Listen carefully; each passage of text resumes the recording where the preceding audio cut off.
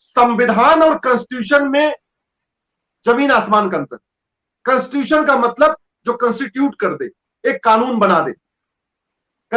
जो संविधान है इसके लिए तो अंग्रेजी में कोई शब्द ही नहीं। जैसे धर्म के लिए अंग्रेजी में कोई शब्द नहीं है, ऐसे संविधान के लिए अंग्रेजी में कोई शब्द नहीं। संविधान दो शब्दों से मिलकर बना है, संविधान। सम धन विधान बराबर संविधान। अगर संविधान का संधि विच्छेद करिए, इसका मतलब ऐसा विधान जो सबके लिए समान हो, जो सब पर समान रूप से लागू होता हो, उसको हम कहते हैं संविधान।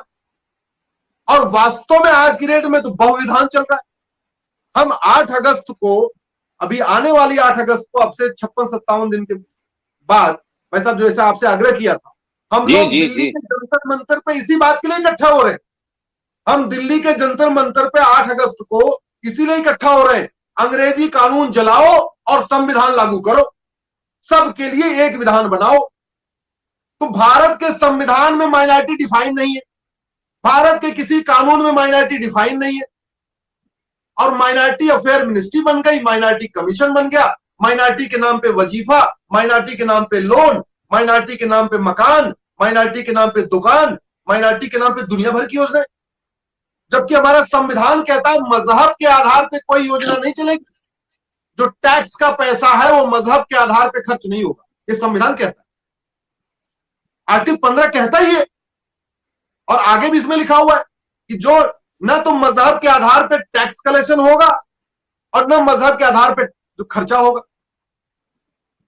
मतलब जरा सोचिए, उस समय दिमाग में इतना डाल दिया कि साहब ऐसा ना हो कि जैसे पहले मुगल जजिया ले रहे थे, यहां मेजॉरिटी गवर्नमेंट बन जाए तो हमसे जजिया लेना, हमसे उल्टा टैक्स लेना शुरू कर दे मुस्लिम से, माइनॉरिटी से। क्योंकि यहाँ हिंदू मेजॉरिटी होगी, हिंदू 90% है, जो सरकार बनेगी, ऐसा ना हो मजहब के आधार पर टैक्स लगा दे।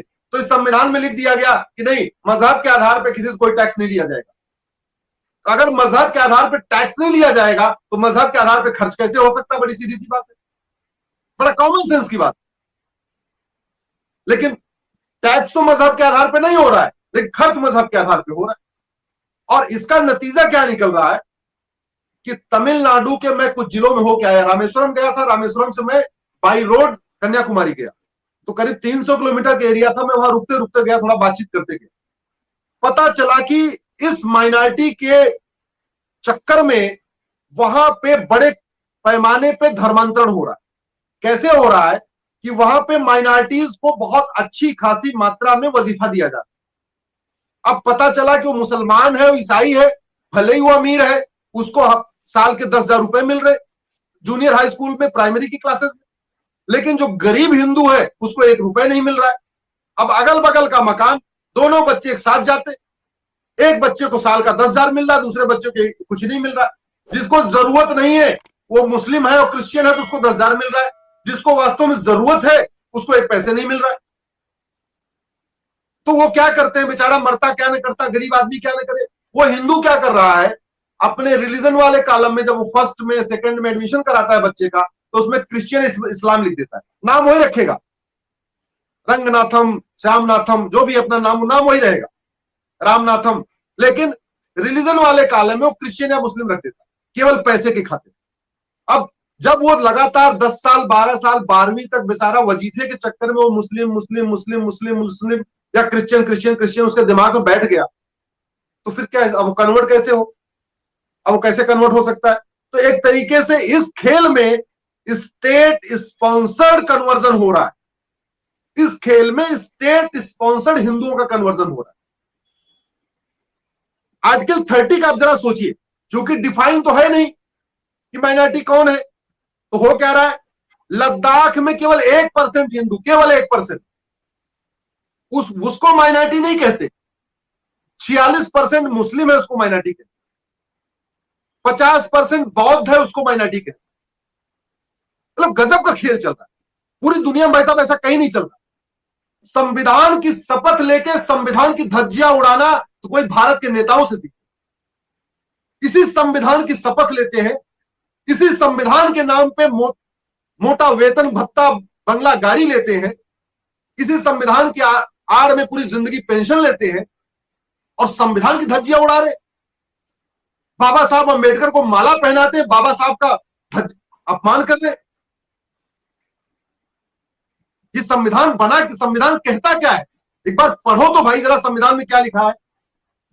अपनी अपनी सब जो है, कोई अंबेडकरवादी बना है, कोई गांधीवादी बना है, कोई कई सारे तो कहते हैं संविधान बचाओ संविधान बचाओ। संविधान वास्तव में जो सबसे बड़े संविधान के दुश्मन है वही कहते हैं संविधान बचाओ संविधान बचाओ।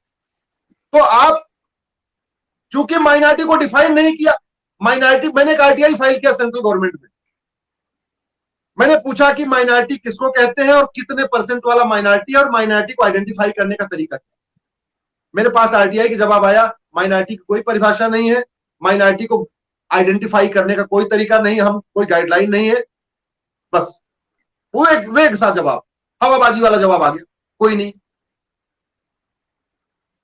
मिजोरम में हिंदू केवल 2% है, केवल 2%। उनको माइनॉरिटी नहीं कहते। 88% जो क्रिश्चियन है उसको माइनॉरिटी कहते। लक्षद्वीप, लक्षद्वीप में हिंदू 2%, वो माइनॉरिटी नहीं है।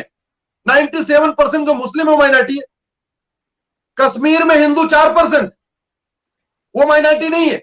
जो नया यूनियन टेरिटरी कश्मीर बना है, मुस्लिम हिंदू मात्र 4%, वो माइनॉरिटी नहीं है।